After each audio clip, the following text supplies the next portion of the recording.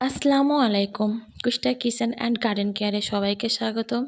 আমি এখানে একটা অন্যরকম রেসিপি এবার নিয়ে এসেছি আজকে। দেখতে পারছেন এটা আসলে কেমন রেসিপি, খুব মজাদার একটি রেসিপি। বুঝতেই পারছেন এটা আসলে কিসের রেসিপি। আমি এটাকে এখন গাছ থেকে পেড়ে নিচ্ছি আরকি। ভিডিওটা তো করতে পারবো না, পারার সময় তো আগের থেকে করে নিয়েছি। আমার গাছে অনেকগুলো সবজি ধরেছিল, আমরা খেয়েছি, আর এগুলো আছে এবং আরও পারবো আরকি। আজকে এটা পেড়ে রান্না করব। যে আমি গাছ থেকে পেড়ে নিয়েছি, এটা এক্কেবারে সুন্দর ফ্রেশ সজনে ডাঁটা। এগুলোকে এখন কেটে নিচ্ছে, আমার শাশুড়ি মা আমাকে এগুলো কেটে দিচ্ছে। তিনি আমাকে একটু সাহায্য করে দিচ্ছে। এখন এগুলোকে আমি কেটে রান্না করতে যাব। চলেন কিভাবে রান্না করে, আমি এই যে কেটে ধুয়ে নিয়েছি, এগুলোকে আমি এখন কড়ার ভেতরে দিয়ে দিচ্ছি। এখানে আমি আলু নিয়েছি, সজনে ডাঁটা, আর 1 কাপ পরিমাণ নিয়েছি পেঁয়াজ। এখন এখানে দিয়ে দিচ্ছি মশলা। এখানে আমি দিচ্ছি হচ্ছে ধনে বাটা, সরিষা বাটা, জিরা বাটা, আর কাঁচামরিচ বাটা দিচ্ছি। আর দিয়ে দিচ্ছি এখানে লবণ আর হলুদ। এগুলোকে দেওয়ার পরে আমি এখন এর ভিতরে দেব সরিষার তেল, আর দেব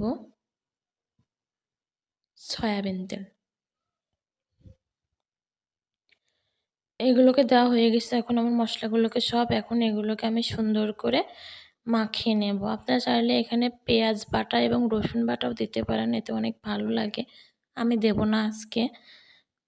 আমি যেহেতু অনেকগুলো পেঁয়াজ দিয়েছি, তাই এখন আমি এগুলোকে আর দেব না। রসুন বাটা, পেঁয়াজ বাটা আলাদা করে এগুলো খুব ভালো করে চটকে চটকে মাখিয়ে নিতে হবে। আমাদের কুষ্টিয়ায় আর কি আঞ্চলিক ভাষায় বলে কি হাত ঘষা রান্না আর কি।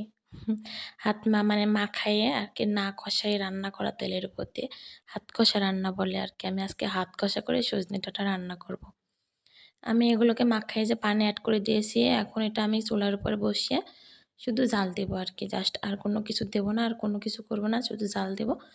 জাল দিয়ে এটাকে একেবারে মাখা মাখা করে আমি রান্না করবো। যে আমি জাল দিচ্ছি, আমি সরিষার খড়ি দিয়ে জাল দিচ্ছি।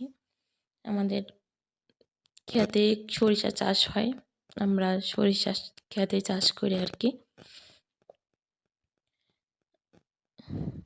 এখন এটা আমি 15 মিনিট কিংবা 20 মিনিট পরে আমি এই যে আমার এটা হয়ে গেছে। আমি খুব বেশি পানি দিয়েছিলাম না, আর অল্প পানি দিয়েছিলাম। এখন এই যে এগুলো হয়ে গেছে। এই যে আমি এখন এটাকে নামিয়ে নেব। আমার রান্না কমপ্লিট। সবাইকে ধন্যবাদ আমার ভিডিওটি দেখার জন্য। আমার ভিডিওটি ভালো লাগলে আমার ভিডিওতে একটা লাইক দেন, আর সাবস্ক্রাইব করে দেন আমার চ্যানেলটিকে।